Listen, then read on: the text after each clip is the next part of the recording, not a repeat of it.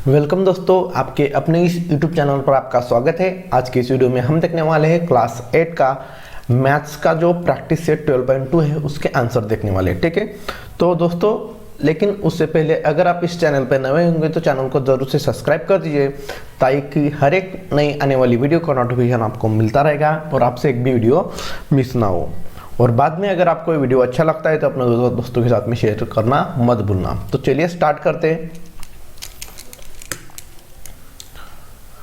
देखिए, practice set 12.2 first question है, mother is 25 years older than her son, find son's age if after 8 years ratio of son's age to mother's age will be 4/9।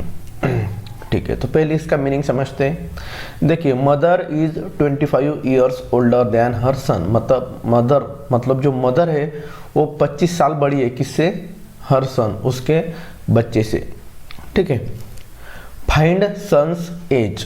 ठीक है, तो किसका as हमें निकालना है? सन का एज। ठीक है, तो अगर हमें एक ही चीज निकालना है, सन का एज। ठीक है, तो जो भी चीज हमें निकालनी है उसे हम क्या कंसीडर करेंगे? एक्स कंसीडर करेंगे। ठीक है, लेकिन आपको एक चीज यहाँ पर ध्यान में रखना है, हमारा चैप्टर जो है वो इक्वेशन इन वन वेरिएबल है, इसलिए जब भी हम कंसीडर करेंगे तो एक ही चीज को कंसीडर करेंगे, x.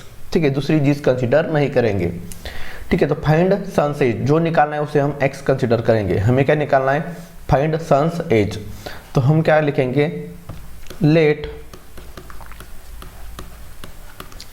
Sons age is X years. तो हमने क्या समझ लिया कि जो सन है, बच्चा है, उसका जो ईयर है, कितना ईयर का है, कितना ओल्ड है वो, तो एक्स ईयर का है वो। ठीक है, सन्स एज क्या कंसीडर किया हमने? X years. ठीक है, अभी देखिए फिर मदर का एज क्या आ जाएगा? Mother is 25 years older than her son. तो ये जो पहली चीज है इसे हम यहाँ पर लिखेंगे। ठीक है, पहली लाइन यहाँ पर, पहली mother is 25 years older than her son. तो यहाँ पर मैं पहला चीज नंबर लिख देता हूँ, इससे हम पहला सेंटेंस लिखेंगे। Mother is 25 years older than her son, मतलब मदर का एज लिखेंगे हम यहाँ पर, मदर्स एज इक्वल टू कितना हो जाएगा? मदर इज 25 ईयर्स ओल्डर, मतलब मदर बच्चे से 25 साल बड़ी, तो बच्चे का एज कितना है? एक्स। तो मदर 25 साल बड़ी मतलब एक्स प्लस 25 ईयर्स। तो मदर का जो एज हो गया वो कितना हो गया? एक्स प्लस 25 ईयर्स हो गया। ठीक है, फिर देखिए नेक्स्ट कंडीशन क्या दी हुई है? Find son's age. तो सन का एज तो हमने एक्स कंसिडर कर लिया।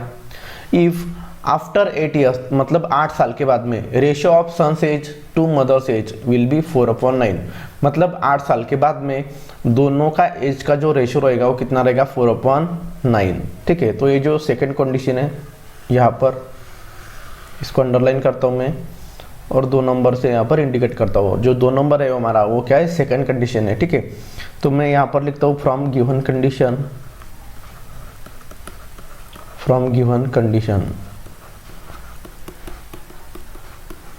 ठीक है, फ्रॉम गिवन कंडीशन, क्या कंडीशन दी हुई है हमें? आफ्टर 8 ईयर्स, तो ratio of son's age to mother's age. तो मैं यहाँ पर लिखता हूँ, रेशियो लेना है सन के एज का मदर के एज, तो मैं ऊपर लिखूंगा सन्स एज कितना? After 8 years, son's age after 8 years upon mother's age after 8 years. ठीक है, तो सन के एज का मदर के एज से जो रेशियो रहेगा 8 साल के बाद में वो कितना रहेगा? 4/9 रहेगा। ठीक है, तो सन का एज आफ्टर 8 ईयर्स कितना रहेगा? 8 ईयर्स। आफ्टर 8 ईयर्स कितना रहेगा? तो देखिए यहाँ पर हम वैल्यू डालेंगे, तो सन का आज का एज कितना है? एक्स है, तो 8 साल के बाद में सन का एज कितना रहेगा? X plus 8। समझो 5 साल है तो आगे कितने? 5 + 8। उसी तरह से आज अगर सन का एज एक्स है तो 8 साल बाद x + 8 हो जाएगा। उसी तरह से मदर्स एज आफ्टर 8 ईयर्स, तो मदर का एज कितना है? अभी x + 25, उसमें क्या करेंगे? 8 प्लस कर देंगे, मतलब सन के भी एज में हमने 8 प्लस कर दिया और मदर के एज में भी 8 प्लस कर दिया। तो जो रेशियो होगा वो 8 साल के बाद में क्या रहेगा? वो कितना है? 4/9 इक्वल टू 4/9। इसे हम सॉल्व करेंगे। देखिए यहाँ पर x + 8 को एज इट इज लिखेंगे, ये x एज इट इज, और 25 + 8 कितना हो जाएगा यहाँ पर 33 इज इक्वल टू 4/9। ठीक है, इस तरह से यहाँ पर ये हो गया। अभी इसे हम सॉल्व करेंगे। ठीक है, तो सॉल्व करेंगे मतलब x की वैल्यू निकालेंगे।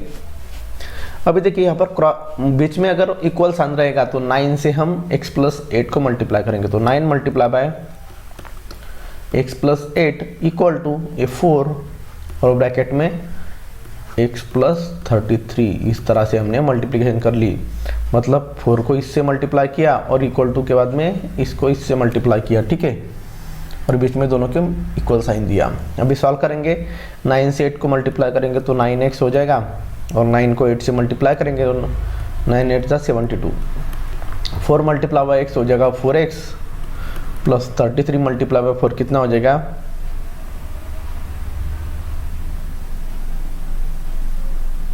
132 हो जाएगा। ठीक है, दोनों का मल्टीप्लिकेशन। अभी देखिए दोस्तों, जैसे हमने प्रीवियस प्रैक्टिस सेट में सॉल्व किया था उसी तरह से अभी स्टेप से यहाँ पर देखिए x को हम लेफ्ट में रहने देंगे और सारे नंबर्स को राइट में लेकर आएंगे। तो x की क्या है 9x है और ये 4x है, ये इक्वल साइन के राइट में है तो लेफ्ट में लेकर आएंगे तो ये -4x हो जाएगा। बीच में इक्वल साइन है, ये 132 भी एज इट इज़ रहेगा। इसको प्लस साइन है तो हम यहाँ पर प्लस साइन नहीं देते, और ये +72 है तो यहाँ पर -72 आ जाएगा यहाँ पर। ठीक है, प्लस का माइनस, माइनस का प्लस होता है, मल्टीप्लाई का डिवाइड, डिवाइड का मल्टीप्लाई होता है। 9x में से 4x गए तो कितना बचा यहाँ पर 5x, और 132 में से अगर 72 माइनस करेंगे तो यहाँ पर बचेगा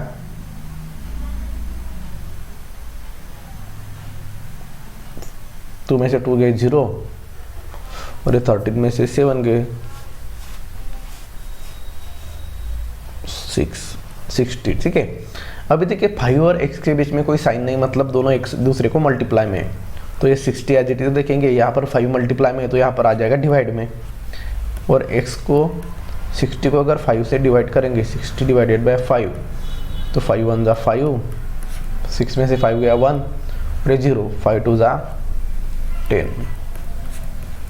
ये आपको नहीं लिखना है। ठीक है, आपको समझने के लिए मैं यहाँ पर लिख रहा हूँ। तो x की वैल्यू कितनी आ गई हमारी 12। तो x देखिए हमें निकालना क्या था, फाइंड सन्स एज, मतलब सन का एज हमें निकालना था, और सन का एज हमने क्या कंसिडर किया था x, मतलब जो x वैल्यू है ये वो सन के एज की है। तो यहाँ पर x हमारा आ गया है 12। तो मैं यहाँ पर लिखता हूँ देयरफॉर द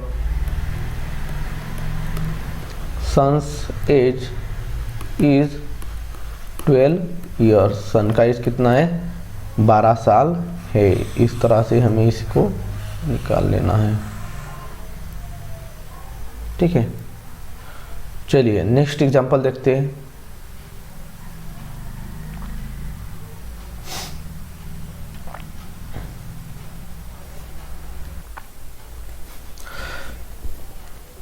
क्वेश्चन दिया हुआ है हमें, the denominator of a fraction is greater than its numerator bye 12 if the numerator is decreased by 2 and the denominator is increased by 7 the new fraction is equivalent with 1/2 find the fraction। हमें fraction निकालना है, तो simply पहले हम देखते हैं fraction का होता है। ठीक है, तो फ्रैक्शन हमारा होता है 2/3, 4/5, 8/2। जो डिजिट न्यूमरेटर और डिनोमिनेटर के फॉर्म में होता है उसको हम फ्रैक्शन बोलते हैं। ठीक है, तो ये 2/3, 4/5, 8/2 इस तरह का ये फ्रैक्शन है। ठीक है, तो फ्रैक्शन हमें निकालना है, मतलब क्या निकालना है, यहाँ पर एक न्यूमरेटर होता है और एक डिनोमिनेटर, मतलब न्यूमरेटर और डिनोमिनेटर की वैल्यू निकालनी है। समझो डिनोमिनेटर हमारा हो गया है 5 और न्यूमरेटर हो गया 3, इस तरह से। तो ये 3/5 ये फ्रैक्शन हो गया, मतलब फ्रैक्शन एक न्यूमरेटर से और एक दूसरा डिनोमिनेटर से बनकर बनता है। ठीक है, तो हमें फ्रैक्शन निकालना है। तो पहली चीज़ मैंने आपको बताया था पहले क्वेश्चन में कि हम एक ही चीज़ को x कंसिडर कर सकते हैं। फ्रैक्शन मतलब दो चीज़ें होती है, न्यूमरेटर और डिनोमिनेटर। तो एक तो आपको न्यूमरेटर को x कंसिडर करना पड़ेगा या फिर डिनोमिनेटर को x कंसिडर करना पड़ेगा। ठीक है, लेकिन किसको हम x कंसिडर करेंगे तो ये भी हमें बात समझ में आनी चाहिए। ठीक है, तो पहले तो ये रफ कर देता हूँ और फिर आपको मैं समझाता हूँ। ठीक है, क्या कैसे करना है।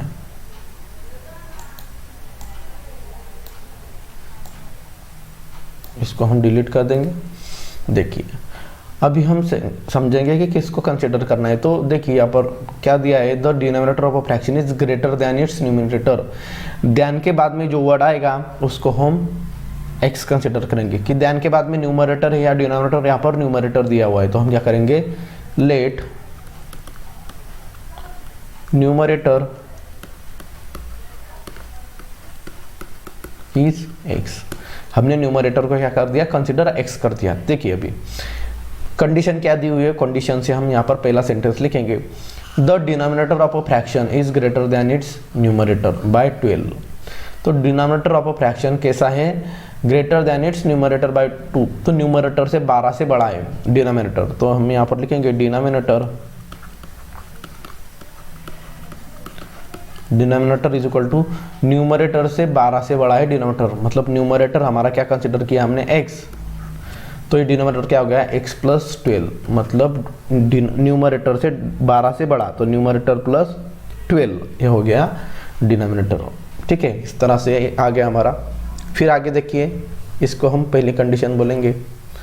ठीक है, ये फर्स्ट कंडीशन से हमारा ये आ गया है। ठीक है, दूसरा लिखेंगे, if the numerator is decrease by 2 and the denominator is decrease by 7 the new fraction is equivalent with 1/2।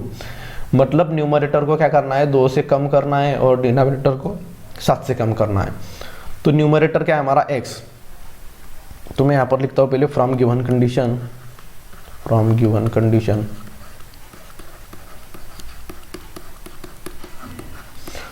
Condition क्या दिया है, if the numerator is decrease by 2 and denominator decrease by 7 the new fraction is equivalent with 1/2।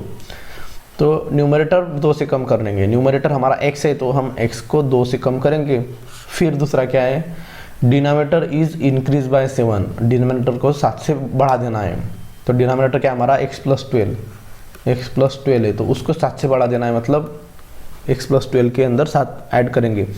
तो new fraction is equivalent with 1/2, मतलब ये जो fraction बनेगा, ये fraction बोला इसलिए मैंने इसको न्यूमरेटर और डिनोमिनेटर फॉर्म में बढ़ाया, वो जो फ्रैक्शन है वो 1/2 के इक्विवेलेंट बनेगा, मतलब इसकी वैल्यू जो रहेगी वो 1/2 के बराबर में रहेगी। ठीक है, हो गया मेरे गिवन कंडीशन। चलिए इसे सॉल्व करेंगे तो ये x minus 2 upon x plus 12 plus 7 हो जाएगा 19 इक्वल टू 1/2। यहाँ पर होगी क्रॉस मल्टीप्लीकेशन, 2 से मल्टीप्लाई करेंगे x माइनस 2 को, तो 2 मल्टीप्लाई बाय x माइनस 2 बीच में इक्वल रहेगा, 1 से मल्टीप्लाई करेंगे x plus 19, 1 multiply by x plus 19। 2 से x को मल्टीप्लाई करेंगे तो 2x हो जाएगा, और 2 से माइनस 2 को मल्टीप्लाई करेंगे तो ये -4 हो जाएगा। 1 से x को मल्टीप्लाई करेंगे तो ये x हो जाएगा, 1 से 19 को मल्टीप्लाई करेंगे तो ये 19 हो जाएगा। अभी देखिए यहाँ पर जो x है उसको हम लेफ्ट में शिफ्ट करेंगे और ये जो -4 है उसको राइट में शिफ्ट करेंगे। तो यहाँ पर ये 2x प्लस x का यहाँ पर हो जाएगा -x इक्वल टू, और यहाँ पर क्या बचा है प्लस 19, तो प्लस 19 है तो साइन नहीं दिया पहले नंबर को तो भी चलता है, और -4 का क्या हो जाएगा +4 बचेगा। ठीक है, 2x में से x गया तो कितना बचा, एक ही x बचा, और 19 + 4 कितना हो जाएगा 23। तो x की वैल्यू हमारी कितनी आ गई 23। ठीक है, तो देखिए x की वैल्यू आ गई। अभी देखेंगे क्या निकालना है, फाइंड द फ्रैक्शन। तो हमें फ्रैक्शन निकालना है, फ्रैक्शन मतलब न्यूमरेटर और डिनोमिनेटर। तो न्यूमरेटर हमारा क्या कंसिडर किया था हमने, x कंसिडर किया, तो हमारा न्यूमरेटर हम यहाँ पर लिखेंगे numerator is equal to x था हमारा इक्वल टू कितना आ गया 23, और डिनोमिनेटर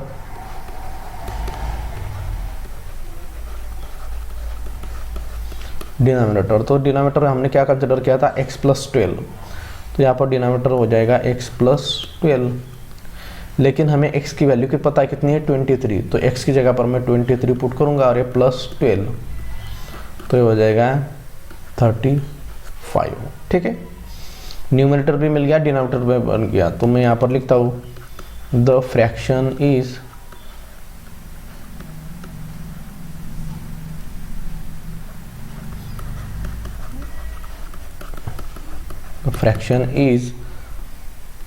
न्यूमरेटर यहाँ 23 अपॉन डिनोमिनेटर कितना आ गया 35। तो हमारा फ्रैक्शन यहाँ पर ये आ गया है 23/35। ठीक है, तो यही हमारा फाइनल आंसर है।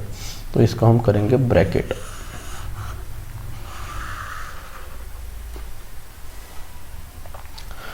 चलिए दोस्तों, आप चाहे तो इसका स्क्रीनशॉट भी निकाल सकते हैं, ठीक है।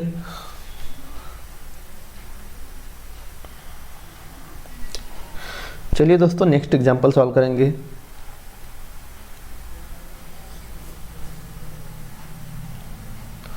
क्वेश्चन नंबर 3 अभी हम सॉल्व करेंगे, ठीक है।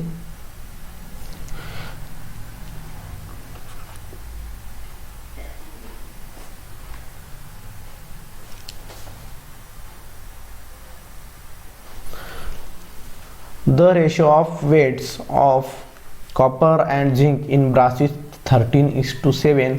Find the weight of zinc in a brass utensil weighing 700 ग्राम। तो ठीक है, देखिए क्वेश्चन में हमें क्या दिया हुआ है। पहले तो हम देखेंगे कौन सी चीज़ हमें निकालनी है। The ratio of weight of copper and zinc in brass is 13:7। Find the weight of zinc, मतलब हमें जिंक का वेट हमें निकालना है in a brass utensil. Brass का जो जिंक है, मतलब ब्रास जो होता है वो कॉपर और जिंक का कॉम्बिनेशन होता है, ठीक है। तो उसमें जिंक कितना है वो हमें निकालना है, और टोटल मिला के उसका वेट कितना है 700 ग्राम। तो इस 700 ग्राम में कॉपर और जिंक का दोनों की एडिशन है, तो सिर्फ जिंक कितना है वो हमें निकालना है।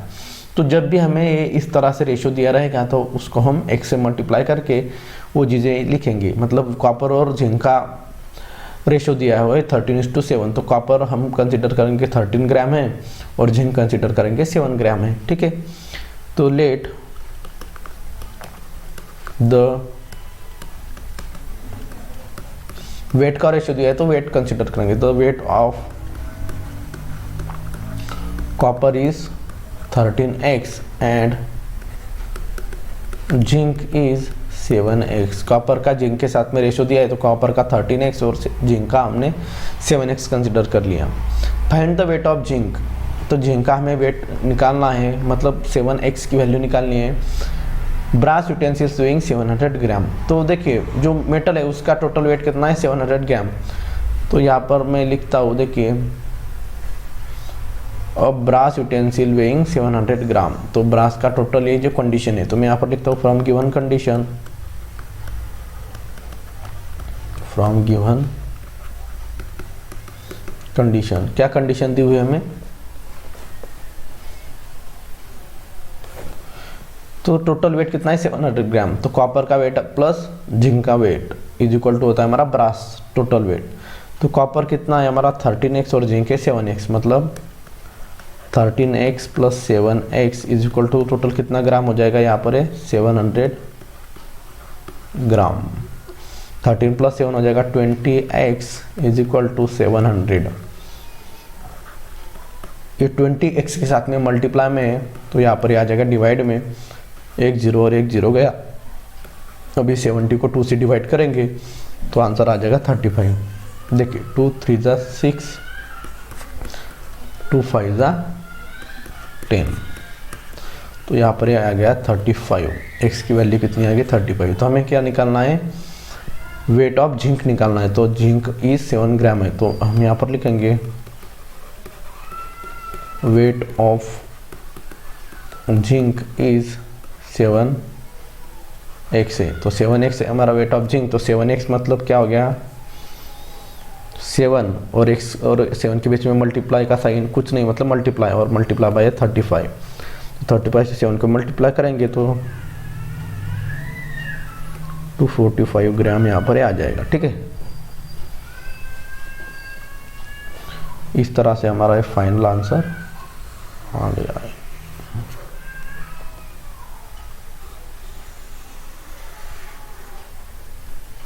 ठीक है, चलिए नेक्स्ट एग्जांपल देखेंगे।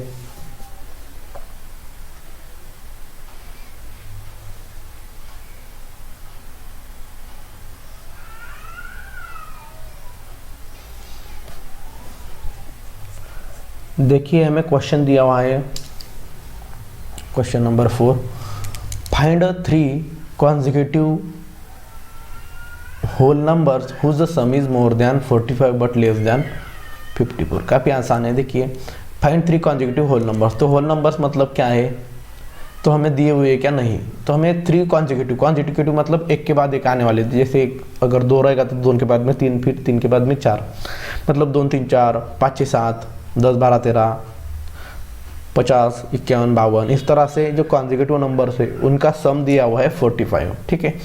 तो कौन से नंबर है वो हमें नहीं पता है, 3 नंबर हमें पता होने चाहिए, ठीक है। तो हम कंसिडर करेंगे लेट 3 कॉन्जिक्यूटिव नंबर्स, यहाँ पर होल लिखना पड़ेगा, ठीक है। होल नंबर्स बताए 3 कॉन्जिक्यूटिव होल नंबर्स आर, पहला अगर x कंसिडर करेंगे तो उसके आगे आ जाएगा x+1 और फिर उसके आ जाएगा x+2, क्योंकि होल नंबर एक से एक बढ़ेंगे, ठीक है। कॉन्जिक्यूटिव मतलब एक के बाद में एक, तो एक से नंबर इंक्रीज होते हैं। तो यहाँ पर 1 से हुआ, फिर यहाँ से 2 से हुआ, इस तरह से 3 नंबर आ गए, ठीक है। Whose sum is more than 45, तो पहली कंडीशन यहाँ पर दी हुई है, यहाँ पर 1 अंडरलाइन कर लेता हूँ, from given condition, from given condition. क्या कंडीशन है? Whose sum is more than 45, तो उनकी जो एडिशन है, सम है, वो कैसे 45 से बड़ी है। मतलब किसकी? ये तीनों की, मतलब ये x plus x+1 plus x+2, तीनों की एडिशन की, और कैसी है? बड़ी है 45 से। तो इस तरह से दिखाएंगे 45 से बड़ी है। तो x प्लस x 2x और एक 3, x प्लस x हो जाएगा 3x है तो 3x, और 1+2 हो जाएगा 3+3, ये बड़ा है 45 से। तो यहाँ पर 3x हम रहने देंगे, यहाँ पर जो +3 है उसको राइट में शिफ्ट करेंगे, तो यहाँ पर ये 45 ये +3 का हो जाएगा -3, 3x इज ग्रेटर देन 45 - 3, तो 45 - 3 कितने हो जाएंगे यहाँ पर? 42। 3 और x के बीच में साइन नहीं, मतलब मल्टीप्लाई में एक दूसरे को, तो ये 3 जो है वो यहाँ पर डिवाइड में आ जाएगा। तो ये x इज ग्रेटर देन 45 को अगर 3 से डिवाइड करेंगे तो यहाँ पर देखिए क्या आंसर आता है, 3 1 जा 3, 3 4 जा 12, ठीक है। तो 14 आंसर आ गया, तो ये 14 से छोटा है, ठीक है। तो 3 कॉन्जिक्यूटिव नंबर है, तो 14 कैसा है? छोटा है x से, ठीक है।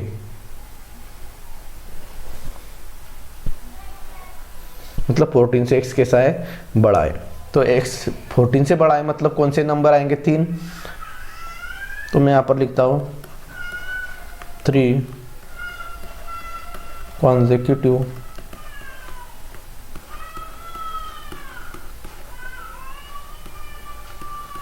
नंबर्स आर, क्या है? पहला केस है x इज इक्वल टू, पहला है 14, दूसरा नंबर है x+1, मतलब 14 + 1 हो जाएगा 15, और तीसरा नंबर है x+2, मतलब 14 + 2 इज इक्वल टू 16। तो 3 कॉन्जिक्यूटिव नंबर कौन से हो गए? 14, 15 और सॉरी x 14 नहीं, पहला 15 आएगा, ठीक है। 14 से बड़ा है मतलब 15, और ये 15 + 1 हो जाएगा, यहाँ पर है 16, और यहाँ पर है 15 + 2 हो जाएगा यहाँ पर 17, ठीक है। 17 यहाँ पर हो जाएगा। चाहे तो मैं इसको थोड़ा रफ कर देता हूँ आपको समझने के लिए।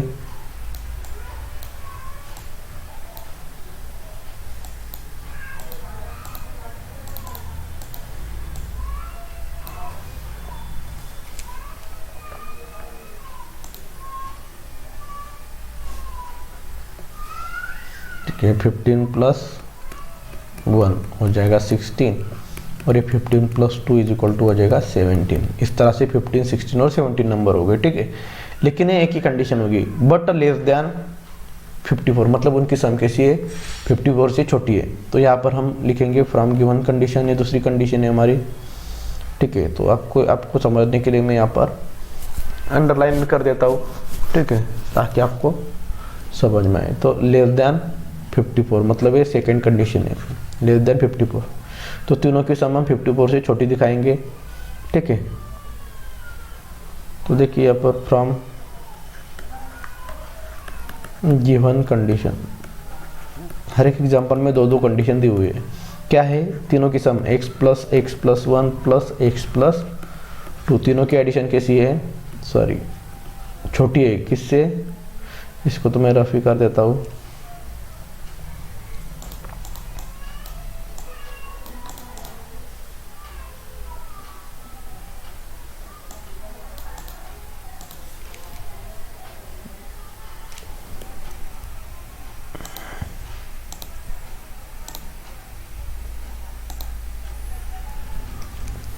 इसकी जो सम है वो 54 से कैसे छोटी, मतलब 54 बड़ा है इनसे।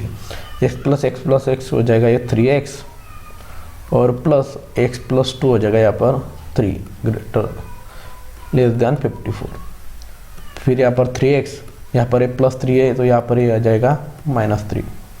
तो ये 3x इज लेस दैन 54 में से 3 गया तो ये 51 आ गया। तो यहाँ पर देखिए 3x, तो हम क्या करेंगे यहाँ पर 3 और x के बीच में कोई साइन नहीं, मतलब क्या है यहाँ पर दोनों एक दूसरे को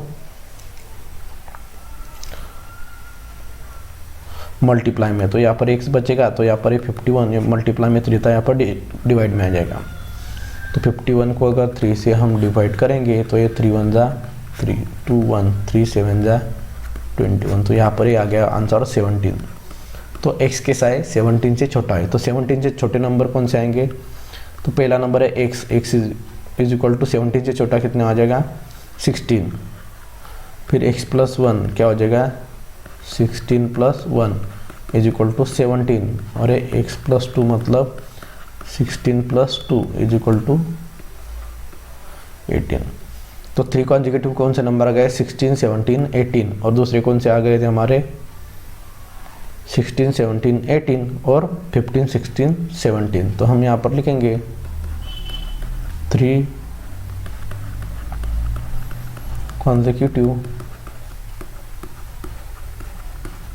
numbers are 15, 16, 17 और 15, 16 और 17 है, या फिर 16, 17, 18। ठीक है, 16, 17, 18 एक बार आया और एक बार 15, 16, 17, तो ये तीन होंगे या फिर ये तीन होंगे, इस तरह से यहाँ पर ये बताया है। ठीक है, चलिए दोस्तों नेक्स्ट एग्जांपल सॉल्व करेंगे। ठीक है, ये लास्ट एग्जांपल हम सॉल्व करेंगे इस वीडियो में, फिर आगे वाली वीडियो में 6 से 10 तक के एग्जांपल हम सॉल्व करेंगे। ठीक है, क्योंकि वीडियो काफ़ी ज़्यादा बड़ा हो जाएगा, बड़ा वीडियो आपके लिए काफ़ी ज़्यादा बोरिंग हो सकता है। ठीक है, तो और आपको समझने में भी दिक्कत होगी, तो हम 5-5 एग्जाम्पल 2 यूनिट में सॉल्व करेंगे। ठीक है, चलिए 5th नंबर का क्वेश्चन सॉल्व करेंगे। इन अ 2 डिजिट नंबर, मतलब 2 डिजिट का नंबर है, digit at 10th place is twice the digit at unit place. If the number obtained by interchanging the digit is added to original number, the sum is 66. Find the number. हमें number find out करना है, कौन से number 2 digit number है।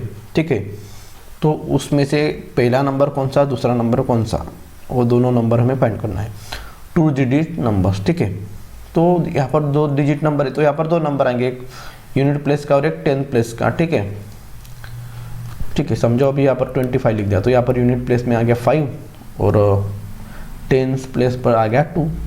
तो यहाँ पर एक ये नंबर और एक दूसरा ये नंबर, ये दोनों सॉल्व हमें फाइंड आउट करने हैं। ठीक है, किस तरह से फाइंड आउट करेंगे अभी हम देखेंगे इसको। तो पहले इसको तो मैं डिलीट कर देता हूँ।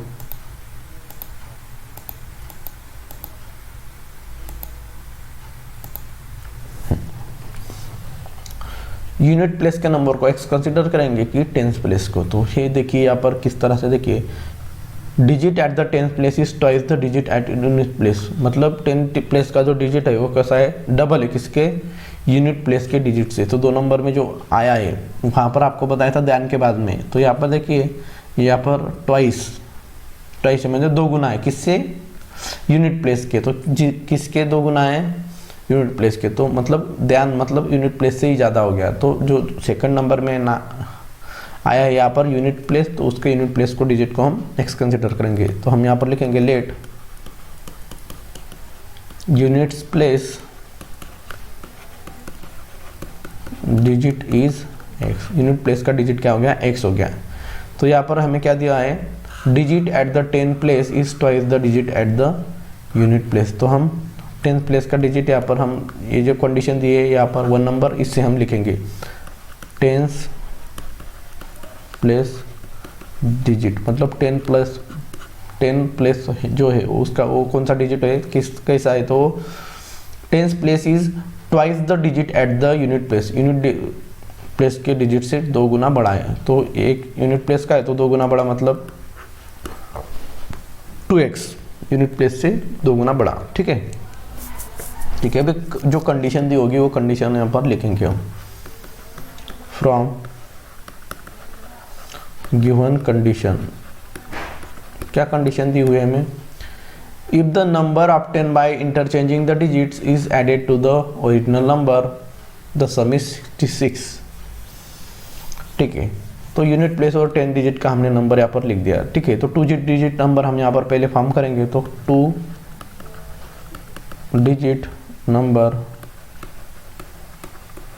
इज इक्वल टू, तो यूनिट प्लेस में है x, ठीक है, प्लस, और यहाँ पर 10 प्लेस में कैसा है 2x है, तो 2x 10 प्लेस को हमको 10 से मल्टीप्लाई करना होता है, यूनिट प्लेस, यूनिट मतलब 1, तो इसको 1 से मल्टीप्लाई करना होता है। ठीक है, तो 10 प्लेस के डिजिट 2x को 10 से मल्टीप्लाई करेंगे तो ये 2 मल्टीप्लाई बाई 10 20x हो जाएगा, और ये x को 1 से मल्टीप्लाई करेंगे तो ये x हो जाएगा, 20x प्लस x हो जाएगा ये 21x। तो ओरिजिनल नंबर हमारा 2 डिजिट नंबर कौन सा हो गया 21x। ठीक है, तो यहाँ पर मैं इसको ब्रैकेट कर लेता हूँ कि 2 डिजिट नंबर कौन सा हो गया हमारा, ये हो गया। ठीक है, 20x हमारा 2 डिजिट नंबर हो गया। अभी देखिए, if the number obtain by interchanging the digit it added to original number, मतलब नंबर ऑब्टेन बाय इंटरचेंजिंग, तो यहाँ पर दूसरी कंडीशन है कि हम नंबर को क्या करेंगे इंटरचेंज करेंगे, मतलब यूनिट प्लेस को 10 प्लेस और 10 प्लेस को यूनिट प्लेस, तो इंटरचेंजिंग, तो मैं यहाँ पर लिखता हूँ इंटरचेंजिंग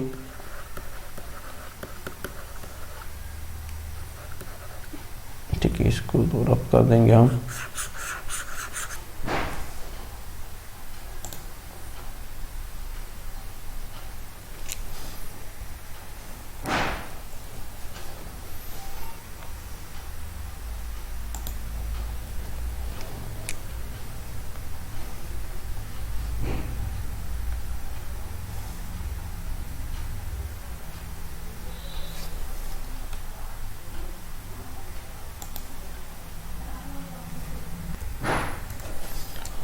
तो मैं यहाँ पर लिखता हूँ इंटरचेंजिंग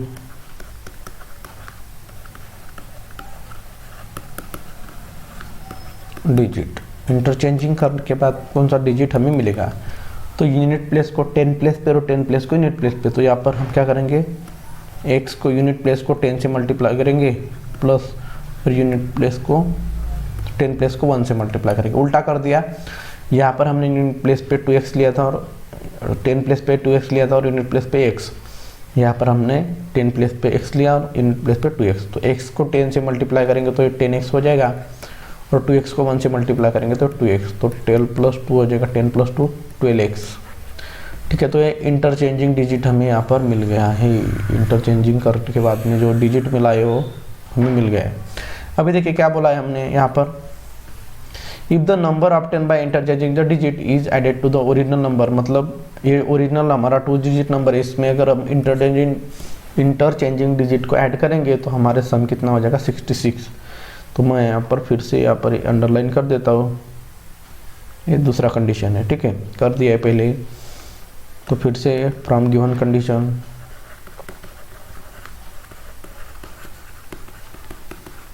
क्या है, तो सम दोनों के, तो पहला ओरिजिनल नंबर कौन सा है 2x, 21x है, प्लस यहाँ पर है 12x, और दोनों की सम कितना बोला है 66। ठीक है, यहाँ पर 66 बोला है, तो 21x प्लस 12x कितना हो जाएगा यहाँ पर 33x इज इक्वल टू 66।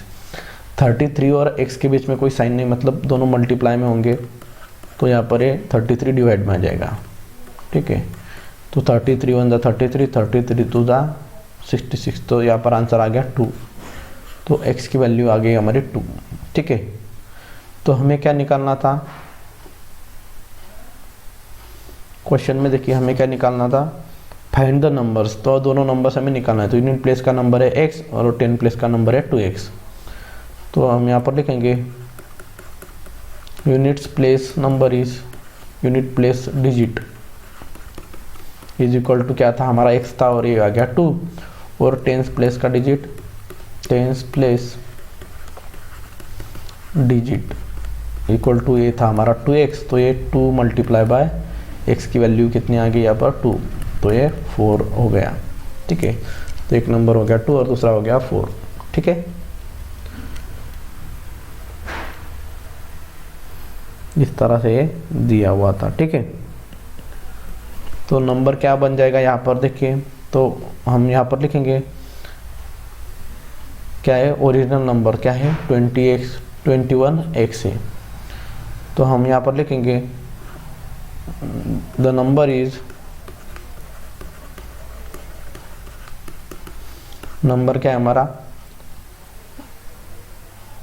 देखिए यहाँ पर 21x है, तो 21 मल्टीप्लाई बाय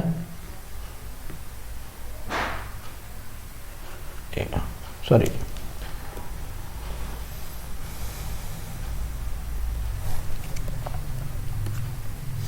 21x, तो 21 मल्टीप्लाई बाय x की वैल्यू 2 है, तो 21 42, तो आंसर आ गया हमारा 42। तो ओरिजिनल जो नंबर है हमारा वो क्या है, यहाँ पर 42 आ गया है, ठीक है।